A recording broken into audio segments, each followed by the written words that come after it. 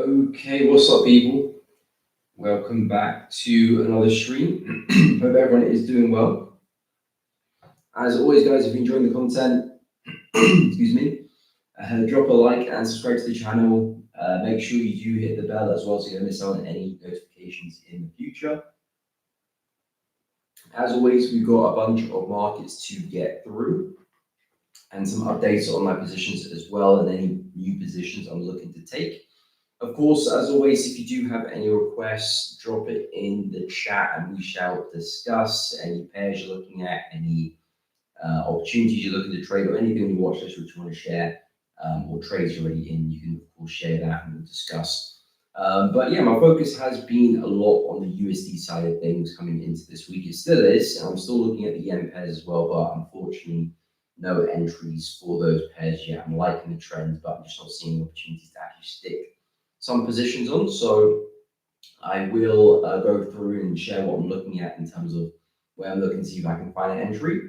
But in terms of the USD, it looks like we have started off pretty bullish, but we are starting to see some weakness come back into the market. And if the price does break support, as I mentioned yesterday and on the weekly analysis, if price does break through this level, I will look to put an end to my bullish bias on the USD, either become neutral or potentially bearish. If I see a lot of conviction to the downside, then I actually would shift to bearish. If it's kind of like a slow break, then I'm just going to chalk this to consolidation and not really look to trade USD, at least for the next maybe few days until momentum picks up again. But as for my dollar CAD trade, I did exit this one yesterday evening, roughly around break even. The position I had on was an entry in this area, just above that low there, stops underneath the low here. And I was looking to target initially 1-to-1, but a swing back to the high.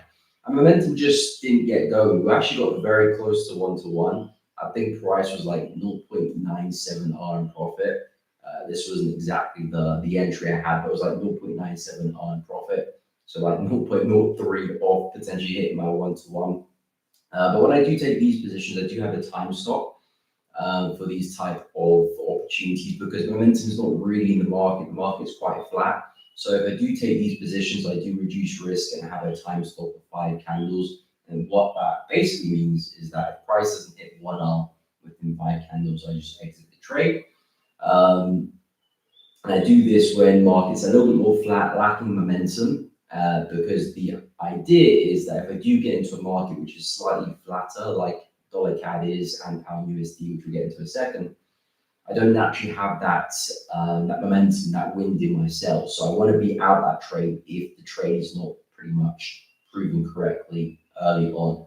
So it just missed 1-to-1, which is where I would have taken partial one to break even, and it did reverse against me, and I exited during this candle, and price was just around break even. As for pound USD, I'm still in that position, and that is actually going to hit a time stop as well with this candle. It still hasn't hit my stop loss yet, so my stop loss is slightly above where price is trading, but this has a 5 candle time stop as well. So 1, 2, 3, 4. This would be the 5th 1, 2. So if this one doesn't reverse and hit 1R, which is very highly unlikely it does that, I will exit on the closure of this candle here as well. Or of course, if it hits my stop loss between now and then, the candle closes in 4 hours time. This is the 8-hour chart, so see the stop loss, so we take the loss there. And simply, this is a way to manage trades when momentum is not very much in your favor. What's up, Andreas? Yeah, pound USD has picked up some strength. I think pound right now is quite strong. USD isn't necessarily insanely weak, but it's the relationship between pound gaining a lot of strength and USD losing a lot of strength as well. Euro is looking bullish as well, but not really seeing crazy momentum. If you look at some other USD pairs, New Zealand dollar has been correctly pushing up. I think Aussie dollar a little bit better, yeah. So looks like USD has lost that weakness. It hasn't broken through the support level yet, which is basically where my bias is set from, because of course price can still respect support and turn around. But we'll see. We'll see if that support holds or not. And if it doesn't hold, like I said, I will look to part ways with that bullish bias, at least for now. And then either shift bearish, if I do see a lot of conviction lower, I will look for opportunities on a continuation. If it's kind of like a sluggish break and we start doing this, I just will not look to trade USD because it looks like we are in a larger range. And as price drifts to the middle of the range, that's when more uncertainty and more noises, and I don't really want to get involved there. So if there's momentum, I might be interested in some shorts in USD, but maybe some longs on Euro or Aussie dollar, depending which USD pair looks best. But yeah, DXY right now, not looking strong at all.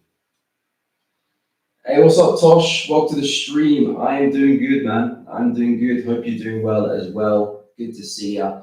Yeah, it's been some time away from the streams, which has been refreshing and also a little bit, what's the word? Missed the streams as well because, of course, I've been doing them pretty much every day for the past few years now. But yeah, I mean, it's good to be back on the streams. It's good to see you on the streams as well. Of course, any page you're looking at, drop it down in the chat. As I said, we'll look to see how pound USD gets on. I will look to either close on that candle or if it hits the stop loss. I do reduce risk on these positions as well, so this is not full risk either. Same with dollar CAD because the opportunity is not crisp enough. One thing I'm going to be focusing a lot more next year is managing my risk per trade because from my history, my trade history, there are clear context regimes where trades perform a lot better. And the goal is to slightly increase a bit more, but not a situation where we double risk because the markets aren't predictable as much as you may think they are. But there are certain contexts where you do perform better, not necessarily in terms of win rate, but in terms of how far the market goes in your favor. So, some setups might provide nice 1-to-1s, 1-to-2s. Some go a bit further, 3, 4, 5, and maybe beyond that as well. That's the time to increase and decrease risk, only slightly. In my case, I'm only going to increase risk by like 0.5 R, so it's nothing crazy. But yeah, I'm out of this dollar CAD position, and pound USD I'm still holding. Either we'll look to exit on that candle or hit stop. Dollar CAD still holding 4 hour. Fair enough. I mean, momentum has shifted, of course, with the USD too, so potentially price still finds support. But when I did take this trade, the idea is that prices swept this low, respected demand below us over here. So the expectation is that price should now start to rally. If price doesn't rally after that, it's a little bit of a red flag. Now the market can maybe consolidate and then it might break out later on, but the odds of that happening diminish as time continues. So if we haven't ripped to the upside already, it's a little bit of a red flag. So I did exit the position. I mean, I do have a 5 candle time stop anyway, but I did exit the position around here yesterday evening. So yeah, with dollar CAD, I mean, I understand looking to respect the stop loss underneath the lows here, but because the market's a little bit flat and we haven't seen that conviction, that to me is not a great sign. I mean, it's not a great sign for pound USD as well, but it just hasn't hit my time stop yet, which is why I'm still holding the position. But we'll see how that does continue. What's up, Dimar? Great to see you as well. It's good to be back. I appreciate it. Yeah, I've been streaming since Monday, so it's definitely good to be back in the rhythm of things. Because I haven't been trading much either. Internet connection hasn't been great, so I've been taking a bit of a break from the markets too. I've been watching the markets, to be honest, but I just haven't been actively trading. This is the first week back. And at the moment, we've got losing position there, dollar CAD and break even, losing position in pound USD and break even dollar CAD. So not the sharpest return to the markets, but again, it's all a probability game. So got to play the long run. But in terms of what my interest does lie now, it is a lot on the yen pairs. The only downside or negative is that I might not find the entries I'm looking for. I spoke about euro yen yesterday. A lot of support here. If we come back and tag that level, Swiss yen, pretty much an identical setup. Looking to see if we can spike underneath that low and then get the continuation. Dollar yen don't really have a level which does stand out to me, which I want to buy from. And we've had a pretty big slant there, so I'm being a bit more watchful of that one. Pound yen momentum's picking up as well. I was considering a retest of that low, but again, might have left me in the dust there a little bit. So I'm not sure if I get my opportunity there. What's up, Philip? Welcome to the stream. Commander Chief, what is up, my man? Welcome to the stream. Hope you're doing good.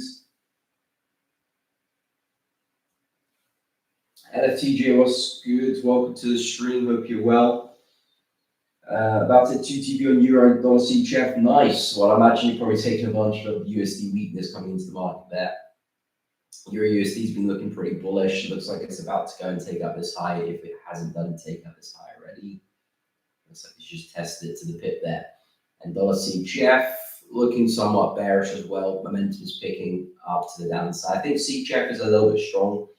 A little bit weak as well at the moment, so it's finding a little bit harder, but we have managed to break through support to our left here, which is what kept us a little bit flat. It looks like we're trading underneath that as well, so I would say probability of us pushing down at least to support, especially if the DXY momentum looks a little bit higher there. But yeah, with dollar now, because as coming into the week, I've been pretty bullish. And we just haven't seen that momentum continue. We had a brief bounce yesterday, which gave us the wick down the day, which was nice, but it never really got going. We never really saw the continuation there. So because of that, I am going to be a bit more patient now with USD, and basically all my attention will be on that support level. If price does break through that, then I will have to change my bias either to neutral or bearish. What's up, Lebsy? Welcome to the stream. Hope you're doing good. Well, I'm in a different location, actually in Kigali at the moment, so yeah, the setup's changed quite a lot. But yeah, I think there's a bit of an echo in the room, so I do apologize for that. It's the same mic, but I think there's a slight echo in the room, so you're kind of hearing the bounce of that. And you find some ways to cancel that out. But yeah, the setup is very different. Not the same setup at all. But yeah, I think if we do get the break, if it's with momentum, I will keep an eye for some shorts there on the dollar, which means maybe some breakouts on euro. I feel like euro is kind of giving us a breakout opportunity.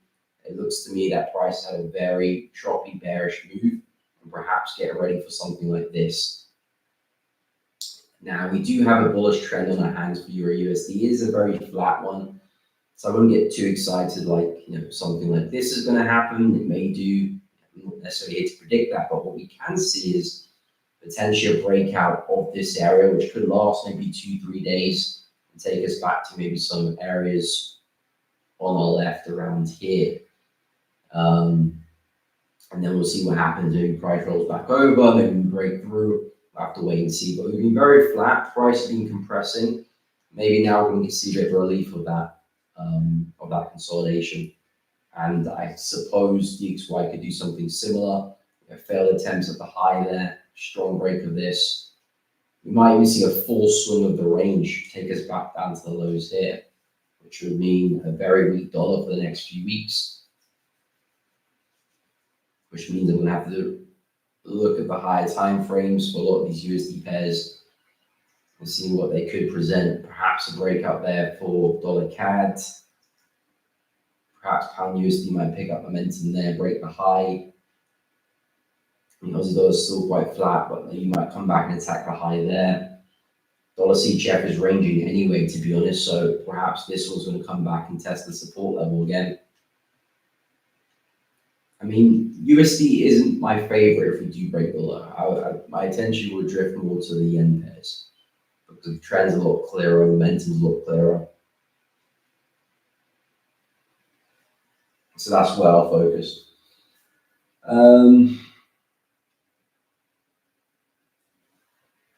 Philip, what's up? What's up? I lost my profits that made the previous day in yesterday's market. Difficult holding trades these days, but we move. Yeah, I mean, things change, Philip. Conditions change, pullbacks happen, and just kind of the nature of the market as well. Because if you think about it, if let's say, I'd imagine like you took some trades yesterday, price was up in some profit, and then of course today maybe things have shifted and profits have disappeared.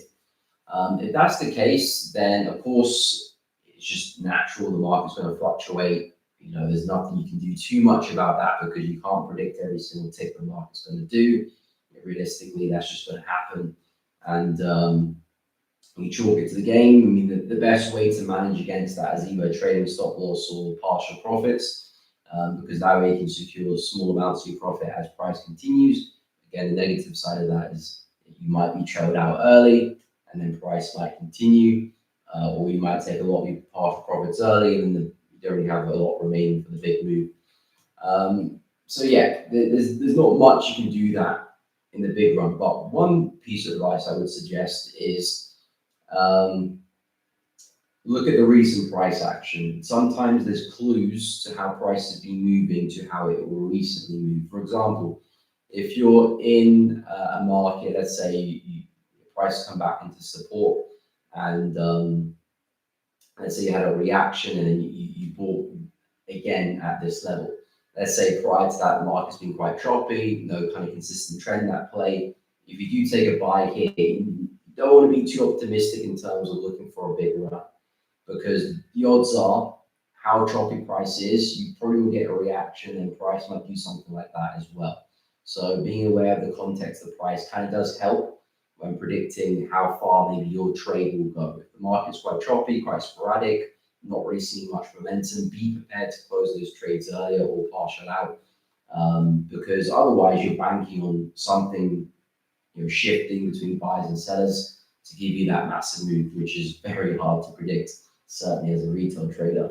If you do have a trend on your hand in a pretty aggressive market, let's say prior price action looks like this, yeah, it can be a bit more aggressive with the buys because you've got that trend behind you. If the trend continues, potentially a big profit on the way. So that's one piece of advice. Just keep aware of the prior price action. Don't need to look back crazy just the past few days, especially intraday. That can kind of give you a clue of how far price might go in your favor. But then again, even with this, you're not going to predict every exact move. Sometimes you miss some big moves. Sometimes you're expecting a big move and it still comes into you. So, like I said, it's a part of the game which is painful, unfortunately. We've all been there. What's up, Z Life? What's up? What's up after a year? I come back. No way, after a year. I mean, to be honest, I don't recognize the name because YouTube has recently changed the handle, so I don't recognize the name. But good to see you back after a year. Hope you be doing well. To be honest, I've come back recently after probably 2-3 weeks away on YouTube as well, so a bit of a welcome back for me as well. But yeah, I mean, in terms of the opportunities in the markets, we are coming into December, which historically is one of the months of lower volume, less participants, people going away on holiday, less big players in the market potentially, or less activity from them. So you might not see as clean momentum or big moves. But despite that, from my experience, I've been trading for 8 years. This will be my eighth Christmas in the markets. And you do see big moves in December. Funny enough, you can see some very big moves in December, especially from post Christmas to the start of Jan. You can see some really nice moves, even in the currency markets as well, and other markets too. However, around the kind of the Christmas week, that's typically when the volume actually truly does drop. So from now till pretty much Christmas Eve, it's just a normal trading regime for me. When it is Christmas time, then markets will drop, spreads do widen as well. So if you are intraday, it's probably not actually the best conditions to trade, even if there is a bit of momentum. Spreads widening will eat into your edge a little bit, so you have to be careful there. But post Christmas, especially post New Year's, it's back to normal, to be honest. Okay, FX Guru, of course I do remember you. I do remember. See, that's where YouTube messed me up, because one day all the names just changed and completely just didn't know who most people were, so that was a bit annoying. But FX Guru, 100%. Hope you've been well, man. Good to see you back in the markets. And that's one thing about trading. You can take some time off, and the market's not going anywhere. They always will be here. Things can change, but the market's always being here. As long as we have got access to it, you can always take some time off and come back. But yeah, going forward into the new week now, because it looks like USD is shifting. I'm going to wait to see when we get the break of that support, if we get the break of that support. We still might not, so I'm not going to speak as if we have. But if we do get the break of that support, like I said, the bullish bias goes in the bin. And then I'll look for reversal opportunities in the USD pairs. In terms of the yen, it's pretty much black and white for these guys, just looking to keep buying. Nothing is telling me to sell, though I know New Zealand yen, CAD yen, Aussie yen are kind of up against some resistance, but these are very bullish markets too. I'm not necessarily looking to buy these yen pairs, but let's say if we do get some breakouts, for example, if we go to the daily chart here on Aussie yen, we do have a pretty big level of resistance to the left. If you can see a strong enough breakout of that, I don't mind some quick breakouts after and some pullbacks to follow that to the upside as well. So yen pairs for me are probably the better markets to focus on. Potentially USD might break out, we'll see some momentum there. And then in terms of the crosses, I'm not really liking the crosses. I mean, I like pound Aussie, but it's kind of continuing without me, so I'm not a big fan of that setup anymore. New Zealand CAD's not too bad. Just there's no level for me to trade off. I mean, potentially the price gets back to the high there, but we're quite far away. I need to monitor how price gets there as well. So there's a lot of uncertainties there. CHF pairs, I've seen some nice trends, but they look a little bit flat now. So I wonder if potentially CHF is starting to weaken. CHF has been pretty much the strongest currency for a few months now. And I wonder maybe is that trend, is that context starting to shift a little bit? It looks to me it is. So I'm not looking for any big swings in the CHF pairs at the moment and being a bit more cautious now.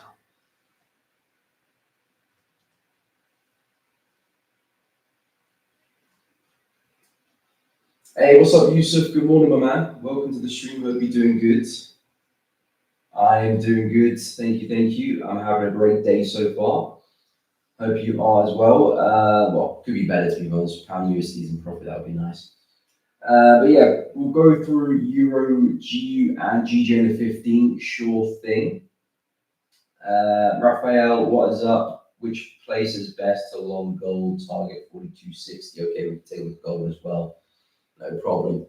But yeah, as for the USD pairs, it looks like the weakness and DXY has definitely set into the market, at least for the London session. We'll see if that does continue into New York. But yeah, Euro is approaching some resistance now. So especially on an intraday level, I'll be a little bit more patient with Euro now because I do feel like we're probably hinting at a breakout and maybe some injection of momentum, especially if DXY breaks that support. So you might have an instance where DXY breaks support, we see some momentum there. Euro USD, of course, doing the inverse, breaks resistance, seeing some momentum there. There could be some nice longs, especially intraday, to ride that momentum on that breakout. But of course, the breakout isn't here yet. So I would say looking to long now is a bit premature. You're running the risk of just buying into resistance, basically. So yeah, with Euro USD on the 15, momentum's been picking up. Nice kind of pullback this morning. London session, now got a continuation. What I would be looking for is a strong breakout to tell me that this resistance is no more, and then literally looking for the repeat of this pattern here, another pullback, and then a continuation, to keeping things very, very simple. What you could do to make sure the level is truly broken, potentially wait for a 4-hour candle closure above the level, because sometimes you could see 50-minute make the breakout, and it could be potentially a fake out, and we can roll back underneath. With a 4-hour candle closure, you can trust that breakout a little bit more. So yeah, let's see what this 4-hour candle does bring. It could be a nice closure above the level, and then longs afterwards would make sense. That candle closed 2 p.m. UK time, so pretty much in the thick of it for New York, which is a prime time to be trading Euro USD, and potentially get a continuation afterwards. Of course, keep an eye on a 4-hour close underneath this support level here too.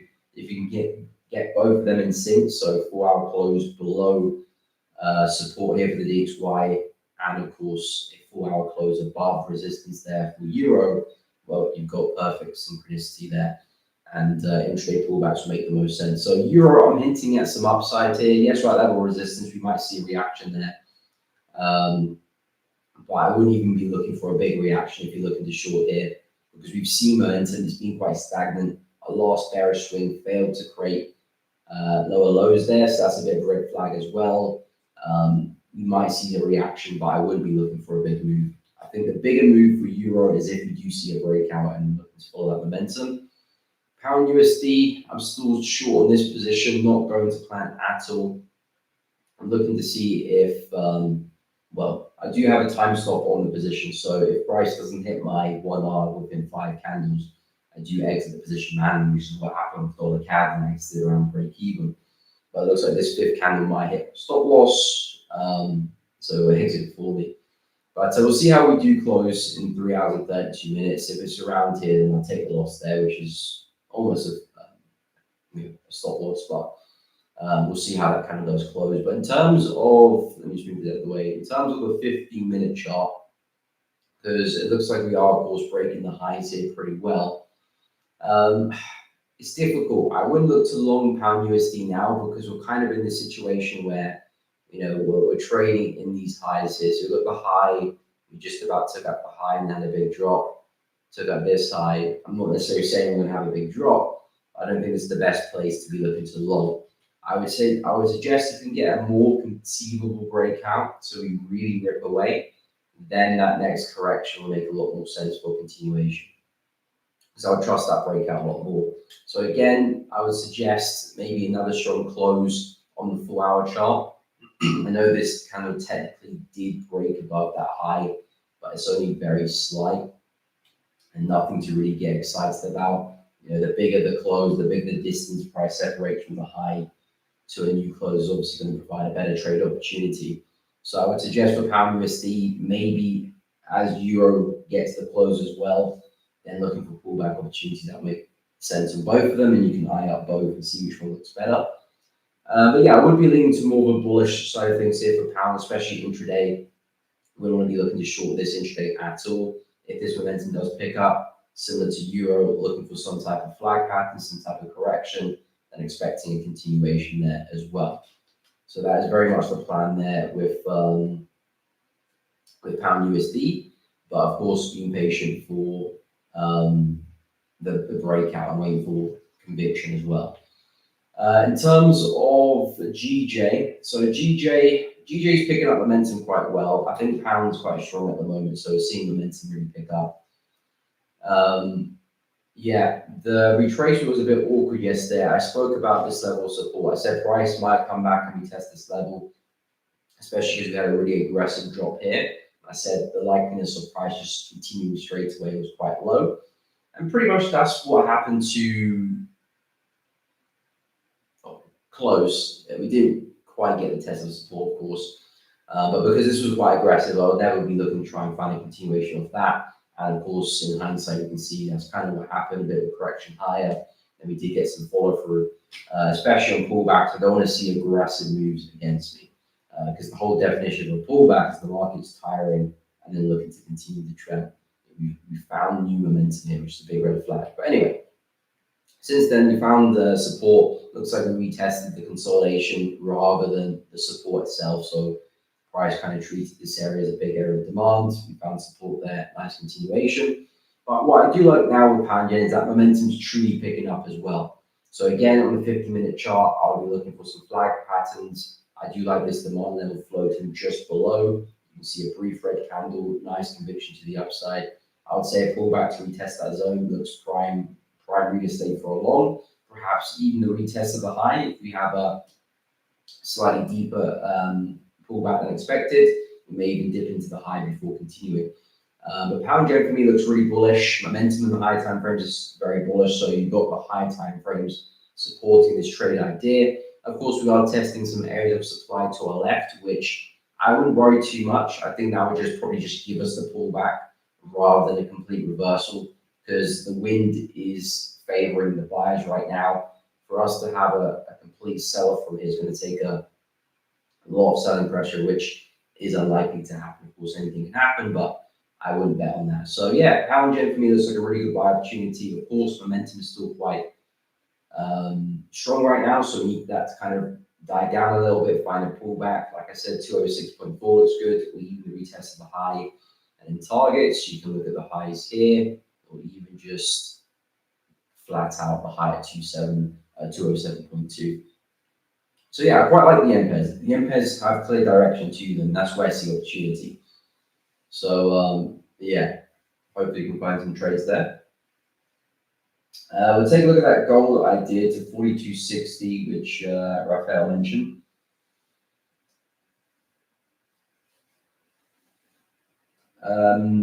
TJ on yen pairs waiting to see how the embossed behaves on 53.49. I was saying that completely wrong. Missed 1 hour buy on GJ at 205. Okay, targeting 206. Cool. Yeah, I mean, we have a similar idea. We can take a look at the yen basket, but the clear kind of gauge from the yen pairs is that yen is still so weak right now. So the game plan for me is still looking to buy. But we'll take a look at the yen basket to see what the yen is doing relative to all the other currencies. So of course, if you look at pound yen, it's looking super bullish, but New Zealand yen not looking as bullish. So the yen will give us a more true reflection of the yen. The yen basket will give us a more true reflection of the yen. But I'll take a look at gold first, and I'll go through some yen pairs. We'll take a look at dollar CAD for a heel as well. Good morning, Lorraine. Welcome to the stream. Hope you're doing good. Happy to see you on the stream. CS, my man, what is up? Hope you are doing well. Okay, so we'll take a look at gold. So gold, you're looking to buy to 42.60. Yeah, 42.60. So where is scale lower? Right there, where would you put stops? Is that what you mentioned? It's long. To be honest, I like how prices move because we did reach to the high, and I said that's a bit worrying, especially if you're a buyer, because you don't essentially want price to reject resistance and then try and step into that, because you don't know how far price could move. Potentially, this is a rejection where we could see a complete sell-off, or maybe it's a rejection that gives us a pullback for more upside. At the moment, it looks like it's leaning towards the latter, a rejection for potentially more upside. The reason I say that is because we are respecting demand pretty well. We're seeing a lot of wicks to the downside. It looks to me that momentum could pick up. The safer trade for gold is definitely still waiting for the next pullback in the next phase. And what I mean by that is waiting for price to create some more new highs and then look for the next pullback because you're above resistance. And then the odds of price actually pushing towards the prior all-time high back at 43.80 is actually pretty high at that point. So you don't really have any resistance in your favor. There's no brick wall against you.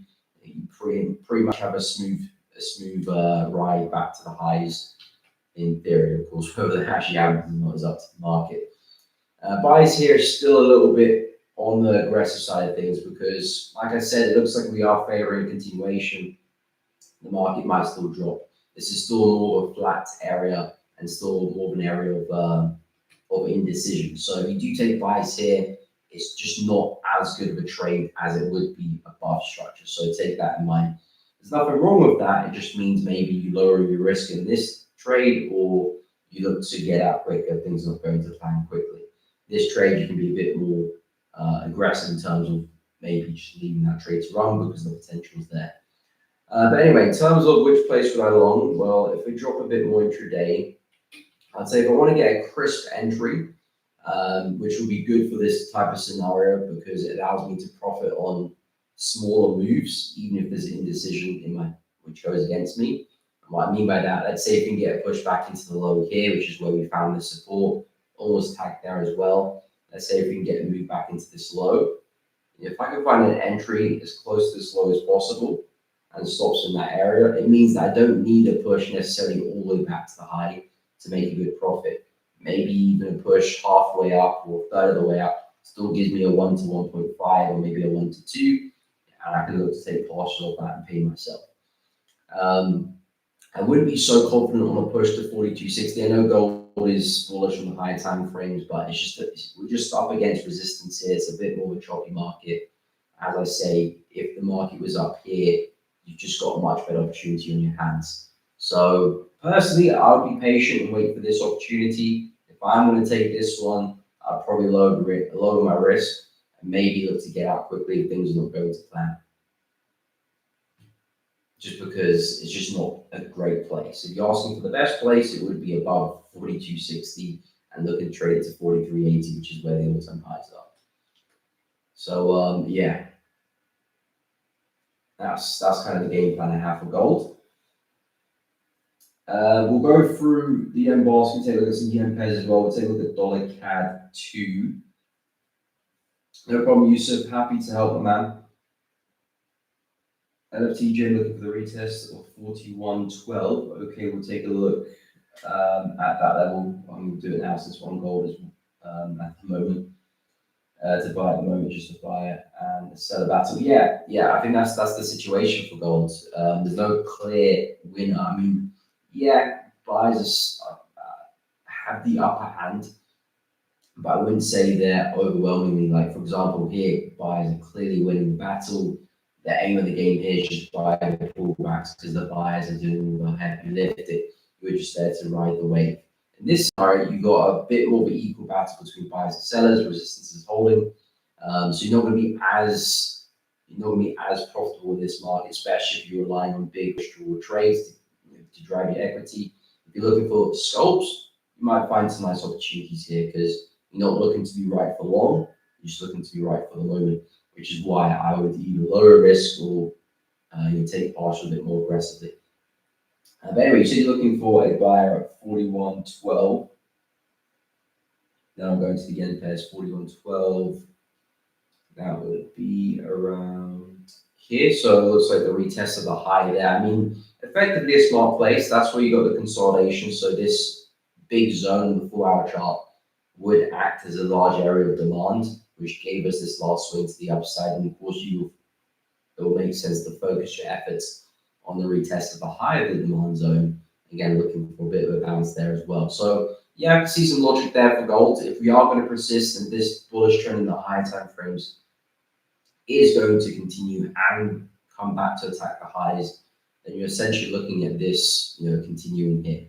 We've seen some higher lows, we've seen some higher highs. You want that to persist. So yeah, effectively a smart place to long. I would say this is a better place than buying here because here you're further away from resistance. You're more likely to get snapped back in your direction. You're testing a more significant area. And it's a deeper pullback as well. Here, you do have that resistance just above your head there, which could get a little bit ugly. So yeah, I would actually prefer this opportunity here. But the better one, I still think, is if we can get the body count. In terms of the yen basket, then we'll go through some of the yen pairs. So yeah, yen basket for me still very much bearish. I really like the price action on the high time frames for the yen basket. By the way, guys, if you are enjoying the stream, please be sure to drop a like and subscribe. It does really help out. If you find it useful, informative, learning something new, drop a like. It does really help out, and I do appreciate everyone who has liked the stream so far. But the reason why I like the yen basket so much is because of essentially the clear trend we have. So the context is pretty clear. It's a bearish market. What you're looking to do, short the highs pretty much. And we've cleared very significant support as well. So there's always a little bit indecisive here for the yen. It was price going to bounce the support? Was it going to break through? We didn't know quite. But of course, in the past few weeks, we've got our answers. So where's the next big level for the yen? Well, pretty much back at the lows here. So we still do have a lot of room for the yen, which is why I'm still very bullish on the yen pairs and still actively looking to buy them, because the yen basket to me still looks like it's got a lot of opportunity to it. If this trend's going to continue, well, that's the next big level, anywhere between 5,500 and 5,300, and we're not quite there yet, so there's still opportunity there, which means these yen pairs still likely have room to the upside. The next trick is finding the better yen pair to trade. Is it going to be New Zealand yen? Is it going to be pound yen? The true answer to that question you're not going to know until everything's said and done. But you can gauge the trends, gauge momentum, see how other currencies are reacting, and you can make educated guesses, of course. But to be honest, if the yen basket does fall, all the yen pairs are going to rise as well. It's just some will perform better than others. But yeah, in terms of the yen pairs going forward, I would suggest keep a close eye on pound yen. Now it's got resistance above its head as well, which it hasn't tested yet, which I'm still expecting the price to get to. Dollar yen, I like this one too. It might be a little bit sketchy now for dollar yen because USD is weakening. So it's going to be a little bit tougher for dollar yen to go and hit these targets. It's either, yen's going to have to be so weak, or USD is going to eventually pick up some strength. So this one might be a bit difficult. To be honest, I don't really have a clear-cut level actually for dollar yen. So I'm reluctant to trade at the moment. Euro, I really like. This one doesn't have any like big targets I'm looking for price to hit, but it's a very clean uptrend. And I'm looking to see if we can get retest of support to place some entries there for a long. Swiss yen, same exact situation as well. Key support below us. I'm looking to see price can come back and retest that level, and again take it back to highs, so on and so forth. So extremely bullish on the Swiss yen, extremely bullish on Euro yen. Dollar yen, I'm being a little bit more cautious with, and pound yen, I'm pretty bullish on that one as well. So those are the three yen pairs I'm focused on. In terms of Aussie, CAD, and New Zealand, these are trading at some big levels of resistance in the daily chart, so I'm being a bit more skeptical about that. Basically, want them to break out of the level, then I will look for my longs. You can see CAD yen as well, retesting some resistance there. New Zealand yen retesting some resistance. It's actually broken through this one, so New Zealand yen could be an interesting one to keep an eye out. The next big level for New Zealand yen, I would say, is up there. Now, this could be a breakout, it could be a fake out.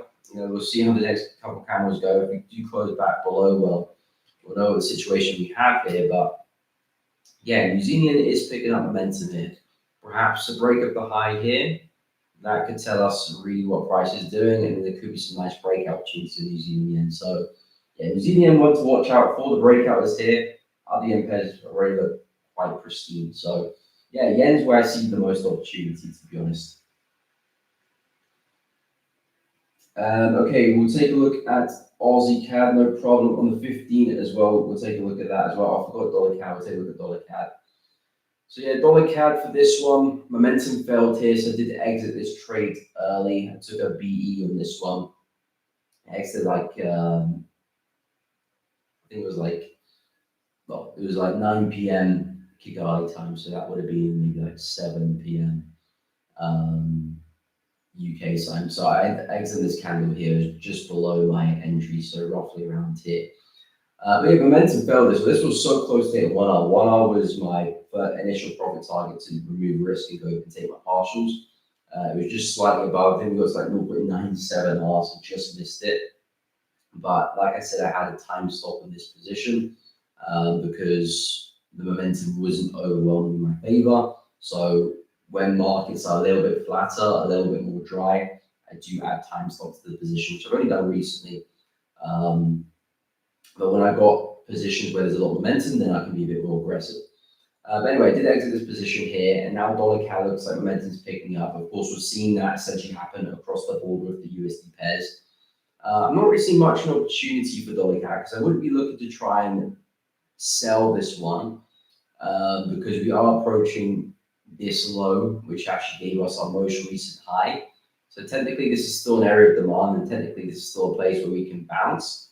But because we failed this bounce, I'm not looking to have a second stab at it. This was a one and done situation. Either we catch the move or we don't. Now that momentum's picked up against that support level, I'm just curious to see what we do here. If we completely break through this low, then yeah, there's a complete shift in structure. At that point, we're looking at a bullish market, which completely shifted to bearish, because that effectively is a significant break in structure. This was our low, which gave us that high. So if we do get the break of structure, we're bearish now. Next significant low or area, the target would be down here around 1.375, 1.38 area. And there might be some nice in-trade positions to short some pullbacks on the way down. So dollar CAD, I'm just in limbo right now, and essentially that's reflected with the DXY because the DXY is approaching support, which it might break through, might not break through. And if it does break, well, that will set a new standard for me for the USD pairs because I've been pretty bullish coming to the week. I've been pretty bullish for the past few weeks for the DXY. But essentially, if it breaks, then that bullish bias I've had over the past few weeks is now over. And like I said, if there's conviction to the downside, I will actually shift bearish again. Because the way I see it, your price has essentially failed to break the highs of this resistance. And now we've got potentially a new target back down to lows. And of course, that could be illustrated on dollar CAD with something like this. Still a long way to go, so I wouldn't suggest that's the next big target. but that could be what dollar's hinting towards. So really, for a lot of the USD pairs, I'm just focused right now on that support level there with DXY. Okay, I'll go through Aussie CAD next for Yusuf. CS single DXY is at pivot points of the trend again. Yeah, it's coming back to retest it again. Small position along DXY again. Nice. To be honest, that's the best time. To be honest, that's the best time. I was speaking on this yesterday. I said because when you have a situation, for example, when gold's very, very bullish, everyone and their dog could see the market's very bullish. So the opportunity for gold, in terms of looking to take advantage of the market, is simply just buying the pullbacks. And then when things shift, that's when all people potentially give back some of their profits or potentially enter a little bit too late to the trade. When you get a situation where people aren't quite sure of the direction of the market, there is opportunity in that because you have a lot of indecisiveness, and that's normally when emotions are at the highest as well for a lot of traders, because people who are buying the market aren't really confident in their positions, and you've got people who are selling the market aren't really confident in their position either. The market effectively is in that kind of neutral state where it's deciding where it's going to go next. And if you can find a method behind finding opportunities in those type of opportunities, normally you can get some really good entries, and you're normally in the move before it does happen. And when the moves happen, everyone's aware of the situation. You're not necessarily late to the party because, like gold, everyone's aware of the situation, but it still continued 1,000 pips. So there's still opportunity there. But of course, if you can get in before the move, well, that's the biggest opportunity of all. But what I will say though is, if you try to trade those opportunities, you will have a lower win rate because you have less confirmation, of course. So the opportunity is you get in early, therefore your risk reward is huge. If you catch the move correctly, if it does go against you, take a small loss, you on to the next position. But yeah, when you get those uncertainty opportunities, normally that's actually a good trade because the opportunity does go right, it can be big, but be prepared for lower win rates in those situations. But yeah, in terms of DXY, we are revisiting support again, so I'm just going to see whether we break or not, and that's all my interest is really in DXY. I'm not trying to predict too much. If I do see a clean break, bullish goes to bed. If for whatever reason we find support and price starts to rally again this afternoon or whenever, well, the bullish bias is still holding. We can still see upside there for the dollar. So really make or break at that level. In terms of Aussie CAD though, extremely flat. Again, I would be very careful trading 15 in this area. Very, very careful because I just don't see much opportunity at all. Unless you're at the extremes, which is at the high over here or the low over here. Trading anything in here for me is just a lot of noise. Again, a big part of trading is context and where you're positioned. There's no point of having a really, really good entry in a very poor market condition. It's like having a really good seat on a ship that is sinking. What's the point of being having a good seat on a ship that's sinking? I'd rather fly economy on a very nice plane than fly or sit first class or fly first class on a plane that's about to crash. So picking your moments is very, very important in trading. Finding great technical patterns inside of this is good, but the edge is very slim. So over the long run, you're not going to make too much profit here. Not that you won't make profit, but not a lot of it. Most of your profits are going to occur picking these opportunities in a range or, of course, following trends. So with that said, I'll be very, very careful looking for opportunities here. Of course, you can find some micro trends here, and that's really where the opportunity does lie. Because although you are in a bit of a range, you do have some trend here to take advantage of. You do have some direction. The downside is that it's going to be a choppier trend, not going to move as clean. You're going to have more break-evens, which is one big thing as well. You might get a nice entry, but you're going to experience more of this kind of whipsaw price action, which is price going back to your entry, taking you out break even or worse, your stop loss before maybe it does continue direction. So be careful of that.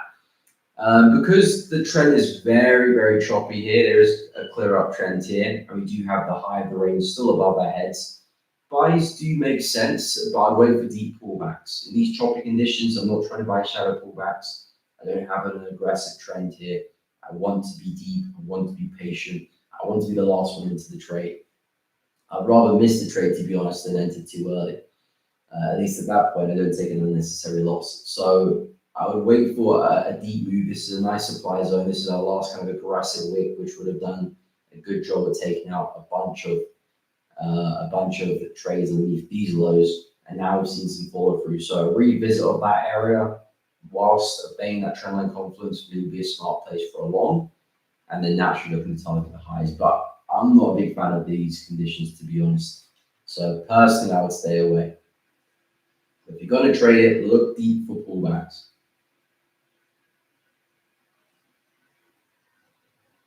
I took a sell trade on pound Aussie. Okay, nice. I was looking to actually trade pound Aussie this week, but yeah, I didn't get an entry. Just kept falling about me. At 2.0, so okay, we can take a look at that. To trade my bias, my stop is okay on the fly. What is your bias? Okay, I'm bearish on pound Aussie, but we'll go into a bit more detail on that. My take is that all the DXY weakness is based on possible rate cut in December. Yeah, I mean, you could see the market kind of pricing that in already. A lot of anticipation, a lot of people making their moves earlier on. Of course, we'll wait for the rate cut to actually happen, and that's when the real force will happen. But yeah, people will anticipate that and already be making moves and moving money around. In terms of pound Aussie, no problem. Happy to help Yusuf as well. In terms of pound Aussie, so yeah, with this one, I was looking to see if I can get a retest of the high here. Looking for a continuation like this. That was the plan this week. I'm bearish bias. We've been pretty continuous with these lower highs. It hasn't been the perfect trend, but you can see the lower highs that have been persisting. And this low is kind of my next big target. Essentially, if I go to the higher time frame, you can see we've had a lot of trouble at this high. So we've had a lovely bullish trend. It's taken out the high. We've basically failed to see continuation of that. A lot of rejection at that level of resistance, and essentially roll back over. The way I see it, we've still got a bit more room to the downside to our next big level of support. So I'm pretty bearish on pound Aussie, and I do see more downside. It's just about timing and finding a good entry to trade it, really, which is where the difficulty does lie, especially for this week. I wasn't trading last week. This would have been a really nice trade to take, a nice kind of fake out of the level, reclaimed it, lovely entry there. Now I'm looking to see if I can find a retest to get my entry in a similar location, some stops above the high, and then hopefully a continuation back into the low, and then maybe even lower things go very well. At the moment, price is kind of in the middle of the range, so I'm not so interested in finding entries here, just because, again, I don't have much edge here. My edge is going to lie there or here if I'm buying, but because I'm bearish, I want to be as high as I can be, especially in a market which is a little bit more flat at the moment right now. I'm not really seeing commanding momentum. It did, but it's kind of dried up. So in terms of your entries and your stop losses, so took a sell trade penalty 2.0174. So your entry was around there. Your stop loss is 0.2472. 0.2472.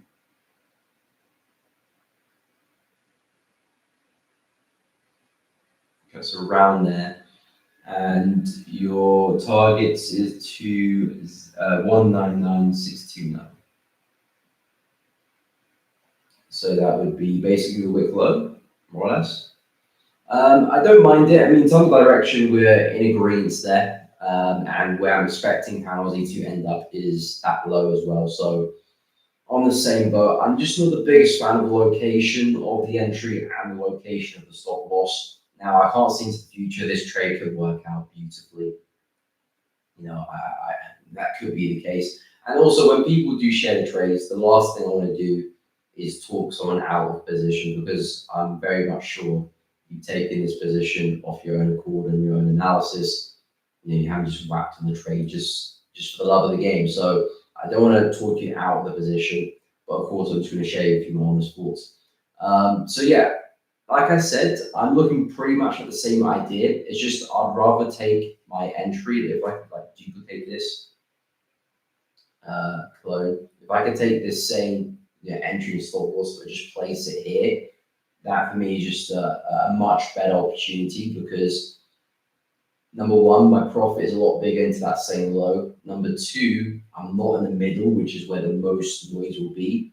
Because let's say if you do get an entry here and price does go in your favor, well, it's not going to take a lot of effort for the market to whipsaw, take you out of break even, worse, take you out of the loss before continuing direction. You well could be right on the move, but just because of the location of the entry and stop loss might sabotage you taking advantage of that. So that's basically the main issue here because you're in the middle.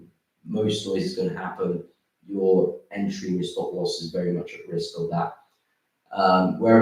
Whereas if you're up there, you've got a lot more protection. You're entering at key resistance. So if price does react, you're going to be quicker to get to 1R, quicker to get to 2R. Profit's bigger if it does play out. Even if it doesn't play out, even if it does only get halfway, you probably still make a good return on that move. And your stop loss is well protected. I mean, you can even have a safer stop loss above there. Of course, that will skew the risk reward, but probably improve your win rate. So yeah, that's kind of my main critique. I would say is I would want that entry to be high, and that's basically what I'm waiting for. Of course, the downside of that is that we may never get up there. Price may just roll back over here, which is why trading is hard. Because sometimes waiting for the better trade, you don't actually get the better trade. And price may never get to that level. You miss the move, so it's a bit of a trade-off there. But personally, that's what I'm looking for. So in terms of direction, fully agree. Location of entry and location of stop loss, I'd want that to be higher just because it's a very noisy market. But again, price may never get there. We might roll over. So it's a give and take situation. But yeah, in terms of bias, I fully agree. I do think panels is likely to continue lower. And this looks like another lower high to me. So yeah, expect more downside. But I would say one thing is though that when trading Forex, because the markets are very kind of flat and balanced, one big thing to do is to focus on the extremes or focus when you have trending environments. This is a trending environment. It's not the best trend you'll ever see. So like the yen pairs have been, for example, or the Swiss pairs, but it is a trend. So that you can find opportunities here. But because the market is quite flat, you have to think to yourself, because the market's quite noisy, I want to be at the edge of those noisy fluctuations. It will help with your entries, it will help improve your entries, it will help improve your stop loss placement too. And over a span of time, you will improve your risk reward as well, because the people who have entered here will make more profit on the same move. Because let's be honest, if you're shorting pound Aussie, I would say 70% of people would be looking at that same target as a support level, as the bank profits. Anyone buying pound Aussie probably is bought around here. I'm talking more so the bigger players. Of course, there'll be people buying and selling here, of course, but the market's reversed here for a reason. That's where the most buying pressure has been. Likewise, that's where the market's fallen from there. That's where the most selling pressure is into the market. So majority of the bigger players will be positioned here and here. So if you think about it, the further away you enter, the more profit opportunity you have. Of course, there's a balance there because if you look too far, price might never get there, but just in the middle is where the noise is, so be careful with that. Okay, we'll wrap up with Euro Aussie. I'll take a look at Euro Aussie, then I'll wrap up this stream. But yeah, Euro Aussie, this is another one of them which is very, very noisy, and I want to be away from this market as much as possible. At current price, if we can get back to support here, yeah, there's value there. Likewise, there's value at resistance. But anything in here for me is just absolute noise. I'm going to stay away from. yeah, you're going to see a lot of noise here. It's difficult to predict the market fluctuations. Your stop loss at risk. Entry's not in a great area.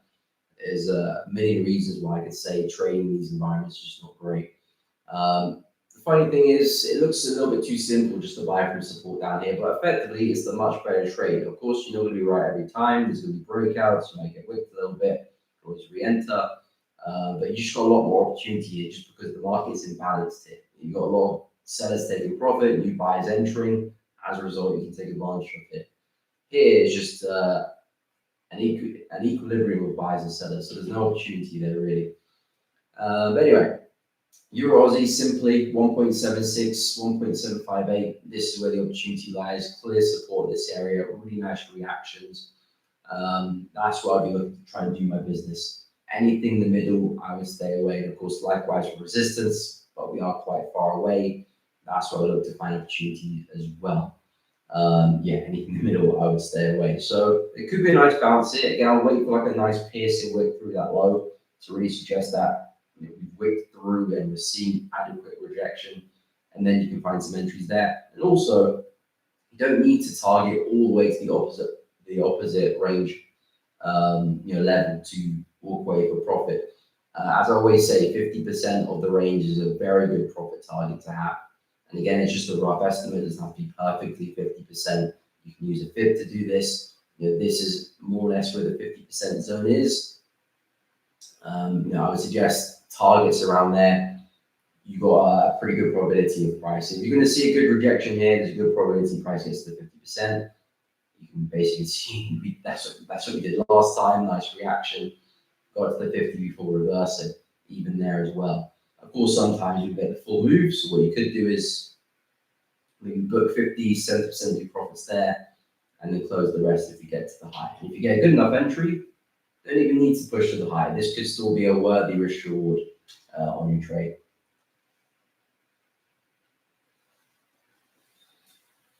I learned to be patient from Munich. I used to overtrade. Nowadays, 3 to 5 trade or no trade is enough, and I'm good, of course. Yeah, again, it's all about quality of the opportunity. 3 to 5 quality opportunities will beat every single time 20 mediocre opportunities or low quality opportunities. Not only are you going to have less drawdown, not only is your win rate going to be better, not only are you going to make more money on the successful trades, your expectancy will improve, your profit factor will improve, your psychology will improve as well, because if you think about it, if you just trade a lot of mediocre opportunities, you don't have a lot of confidence with your trades, it'll be a bit more of a guessing game rather than precision, rather than taking advantage of an opportunity. There's so many more benefits to trading less and with high quality positions than trading more and low quality positions. So much more benefits. So yeah, 100% focus on patience. And again, patience is a funny thing because you can still be patient and take some really poor trades. I know because I've done that before. I've been super patient, not taking a trade for a week, and then I take a really poor trade, and then you question, what was the patience really doing for you if you're just going to be patient and just take a rubbish trade? So a core understanding is actually knowing what makes a good trade. If you understand what makes a good trade, then you can be patient for that good trade, rather than just being patient because someone told you to. So, and again, what makes a good trade? There could be a lot of things that make a good trade. Depends on your strategy and the way you see the market. For me, trending conditions, healthy pullback, good rejection of support, good entry. That's a good trade in a nutshell. Again, it could be different regimes, different contexts, what you focus on. A good way to spot a good trade is go through your journal and see what the better trades are. See what has been the big driver of your P&L. Where do big wins come from, or bigger wins come from, and that's kind of your formula for a good trade. So you want to wait for those conditions to meet. But yeah, absolutely, you want to focus on quality over quantity in the markets. Because especially if you think about it as a retail trader, we're so clueless in the markets compared to the bigger players and compared to the market in general. We're trading patterns here between buyers and sellers. And we have so little information. So to really make it big in the markets, you have to be so precise with when you enter and when you exit. If you try and trade all the time, it's a losing battle, really. which is why overtrading is such a detriment to a lot of traders, because you're acting like you've got a lot of information and you actually really don't. Waiting for precise opportunities is when you can actually benefit. Yeah, pound USD, we'll finish on that. So finishing you, Rosie. But yeah, pound USD, I am in some drawdown now, so we'll probably look to, to be honest, I don't necessarily have to wait for the candle to close, because at this point, it's not going to reverse and hit 1R, is it? But you want to stick to your plan and just see how to be honest, because equally there'll be times where your price does go and hit 1R and you close a bit too early. Of course, probably not in this situation anyway. But yeah, pound USD, as I said, intraday, things could be shifting. My focus now for USD is more so what the dollar does at support. If it does break out, then I will shift my bias. We'll see how this candle does close. More so the full hour for DXY, if it can break support. Not quite there yet, but it looks like it's getting to that situation. Pound USD, if we do see a strong break to the upside like this, well, that's a bullish signal for me, especially intraday. Looking at some longs, and I look to switch my bias around and take some buys there. But I'll wait for the DXY to get that confirmation. And then, yeah, pretty much looking for similar situations on Euro.